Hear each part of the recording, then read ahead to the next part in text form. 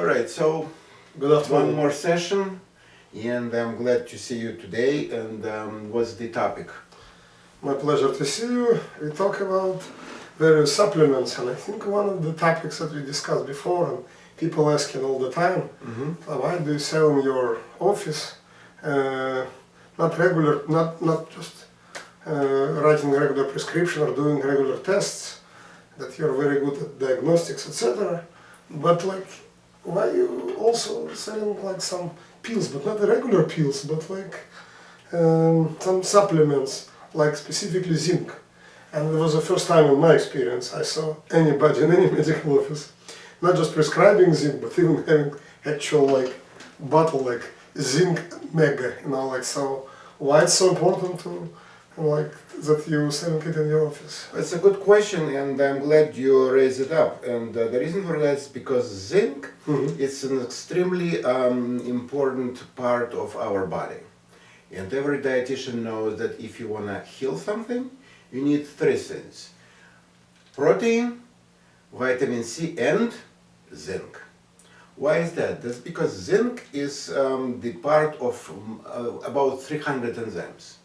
And without zinc, you can't actually achieve anything in your body, including the neurotransmission or hormone synthesis or repair. That's the most important thing, and that's why zinc is very commonly used for treating something when you need some kind of repair. You're talking about wounds? You're talking about someone who got into a car Wounds for accident? sure, wounds for sure.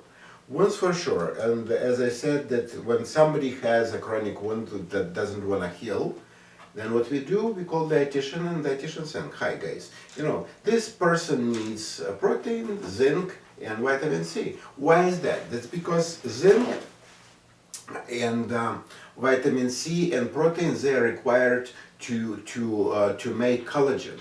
And collagen is the one of the most important proteins to heal, because that's basically what the scar is.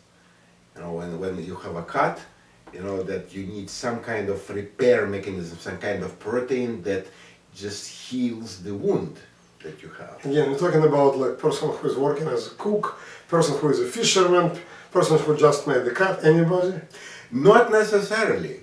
And when I'm saying that it's necessary to repair something, it's even a common cold, and that's why a lot of... Common cold? Common cold, yeah, you need to heal, right? But I never heard that someone prescribed zinc when you have a common But cold. a lot of zinc syrups, they have, a lot of syrups for common colds, they contain zinc. Okay. Yeah, they contain zinc, and that's, zinc supports healing, and that's what we use. And a lot of people who comes to me with skin condition, they might need zinc and to support their healing, and that's why a lot of patients who come and or eczema supposedly, or some kind of other skin disorder, and I recommend zinc to support the healing process. So you're saying if anybody coming even to a regular dermatology problem can also use it and successfully? Well, not necessarily. Depends on what kind of problem this person has. Who has... Just mention eczema, for example. Yeah, Very eczema. common. Yeah, like eczema is... First of all, when somebody has an eczema, first thing I recommend is to wear gloves. That's first thing. Yeah. Yeah, that's very common thing. See, what we are trying to do is to use simple things.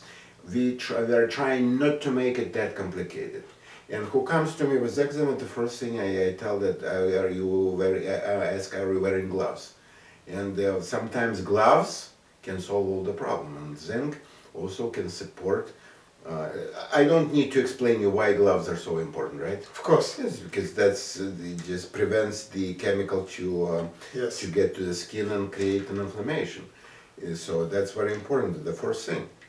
One of the reasons why so many patients and people, including myself, respect you is because you often suggest simple solutions to complicated problems that people never heard of or like never even thought about it, like you just mentioned. Well, I agree. It's a simple, but like some people like just like don't even think about it. Yeah, it is. Let me give you another example. Like zinc to give zinc. Another example. Just who comes to me with erectile dysfunction, supposedly? Men, of course. Men, I understand. But And like you know, older men, like after 50. yeah, just what I'm saying is that I often suggest to support the treatment of erectile dysfunction with zinc. And here is why. Because, you know, in So order you're saying it helps? Now I'm you saying, have a line of people outside the requesting I'm this. saying that supports the treatment of erectile dysfunction. And here is why. Listen, supposedly somebody has a hormone deficiency, testosterone for example, Testosterone, okay. or thyroid hormone. Somehow, not everybody asks himself or herself a question, but do I have enough nutrients to produce this hormone?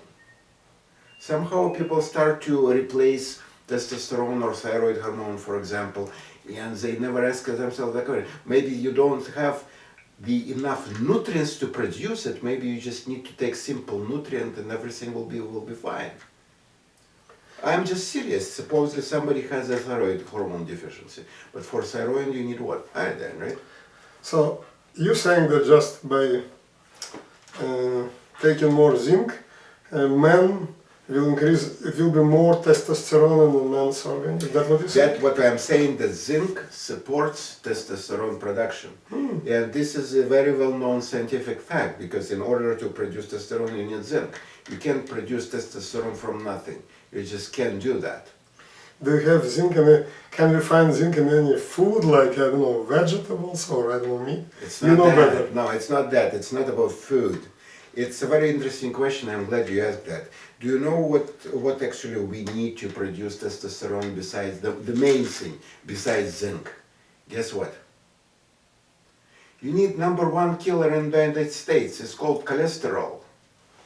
To produce testosterone, you need a cholesterol? Of course.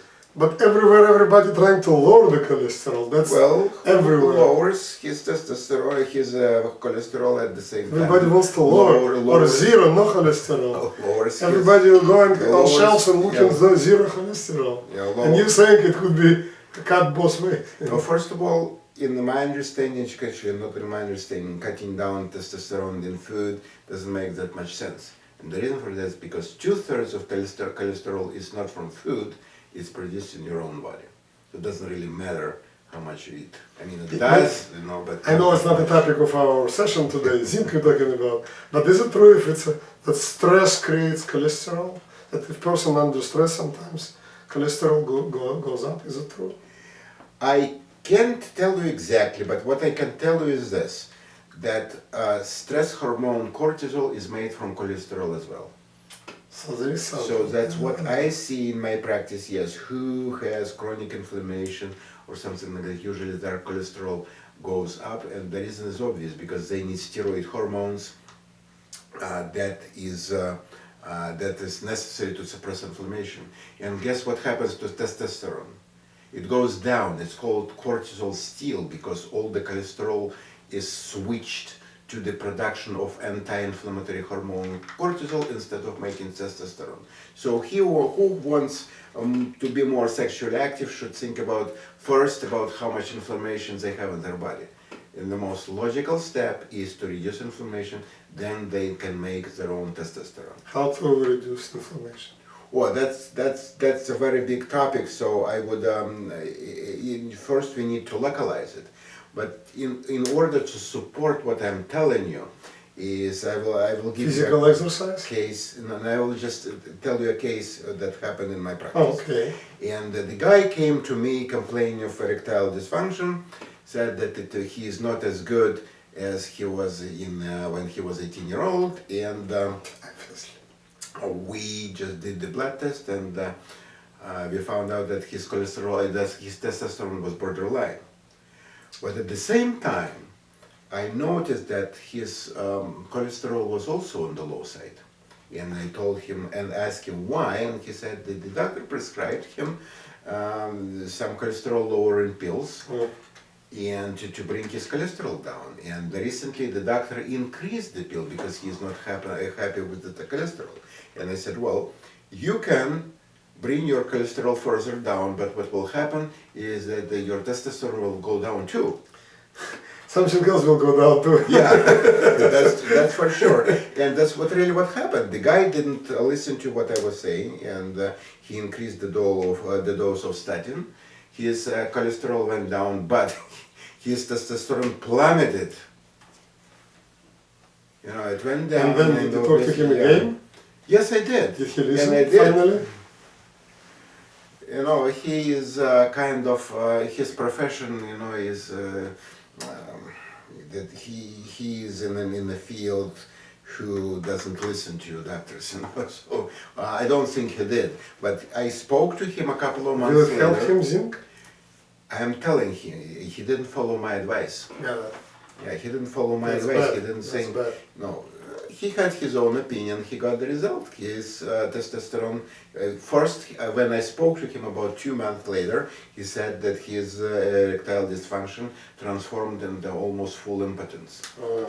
Yeah, and I said why, and he said that we figured it out because my cholesterol went down because of the statins. I said, I told you. I told you so. Yeah, and but that's the way it is. You know, see, you can't change this kind of important stuff like cholesterol, and without changing other stuff. And nowadays, even cardiologist says that coronary artery disease doesn't have that much to do with cholesterol, it has to do with inflammation, and that's what we are talking about for a long time. But do you have anybody who started, any patients who started to take zinc and Listen, personally, I'm taking their health zinc. conditions strongly improved? I am taking zinc. Oh, okay. Well, I'm very happy So with then that, yeah. And but you know, you need You to do keep what it you in mind. preach, how do you say? Yeah. You say what you Yeah, preach. I You do what you religiously take zinc. I religiously take a few supplements like vitamin D with K1. I take zinc. I copper. I take copper. That I take magnesium and selenium, iodine. That's the basic stuff. Vitamin C. That's the basic stuff I'm taking. But what important thing is here is two things. First, taking zinc without having a healthy digestive system doesn't make any sense. It's not going to be absorbed. So, in order to help with that, and also you need coenzymes. So, what we did actually, we have chosen to include vitamin B1, B6, zinc, and molybdenum in the same pill as well as taurine and malic acid. Why is that? Because zinc doesn't work alone. Yeah. Okay. Like, I don't know what your opinion is, but you can't do big things alone. So you need some help, and that's why it's very important to combine it with it. What is it, vegetarian capsule? Why it's Oh, vegetarian? it's a very important thing.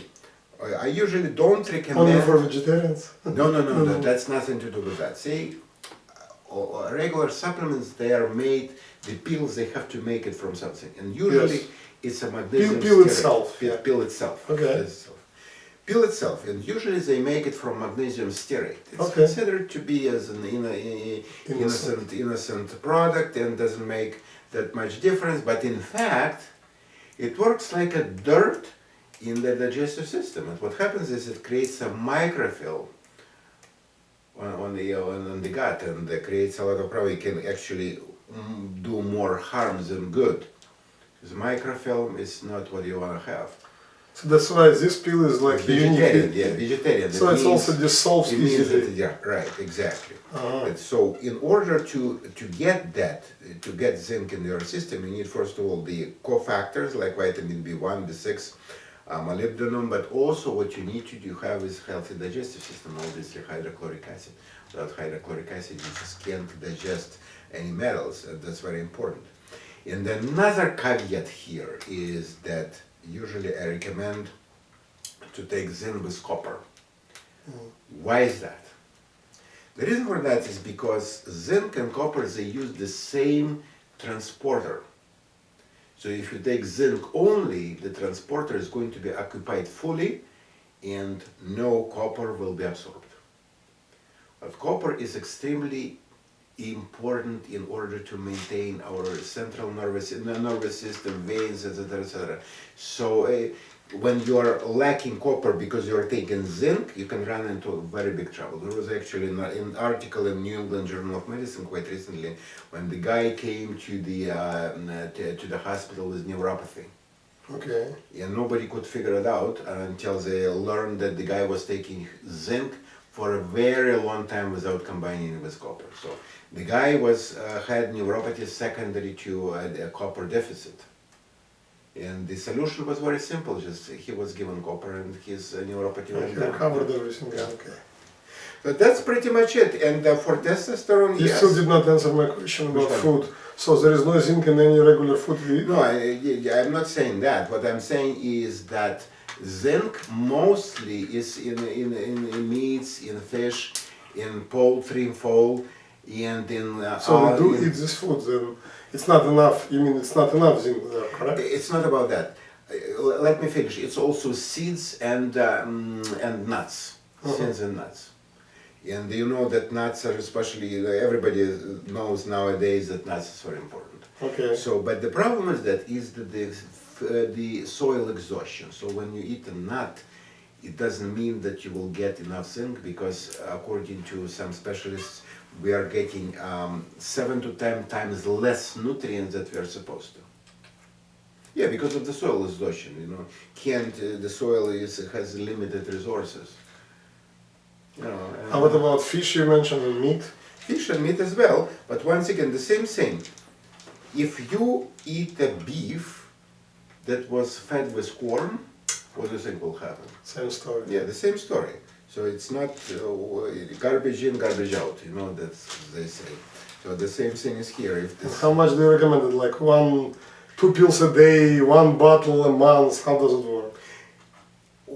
you know, that the easiest way to do is to take it once a day, usually covers all the needs. Sometimes who has erectile dysfunction or low testosterone, I usually recommend about 2 pills. So basically, zinc in this pill is 30 milligrams. So I recommend up to 60. And also I recommend that in order to get proper ratio between zinc and copper, I recommend usually for 60 milligrams of zinc, I recommend 2.5 milligrams of copper. That's the equation, that's the How ratio. did you come up with these proportions? Why exactly these proportions? That's not, this proportion is pretty easy, because this is just average doses of vitamins. Proportion about the zinc and copper, that's not mine. That's what they recommend. I don't know exactly how they figure it out, but that's the recommended proportion for Who they? FDA, Journal of Medicine, Board of Doctors? No, I don't think that it's that simple. Basically, who is working with this, that's basically recommended this proportion. I don't exactly can pinpoint it, but what I know is this. If you don't follow it, you will run into trouble like the patient I mentioned. Good. And even in the New England Journal of Medicine, the article, even though they acknowledge that the importance of combining zinc and copper, they never came up with any proportion. And maybe some doctors recommend, 60 milligrams of copper with 10 milligrams of copper. 60 milligrams of zinc with 10 milligrams of copper. I don't think that's that important, because your body knows exactly how much, but the point is that you can't take it alone. So I wanted to know also, you gave 2 negative examples of patients. One positive is yourself. Oh, I myself, yeah. Yeah, but could you give another example of a patient who came to you, started to take it and significantly improved either his skin condition or erectile dysfunction condition, etc.? No, erectile dysfunction, it's pretty common, and there's plenty of guys, but... I'm not asking social security number, but example of a patient. No, the patients usually, it's very hard to prove it, and the reason for that is because usually a lot of people, they can say this is a placebo effect. Placebo effect. But they really don't care. As soon as patient feels better, They don't I don't care what it is. I don't care what it is.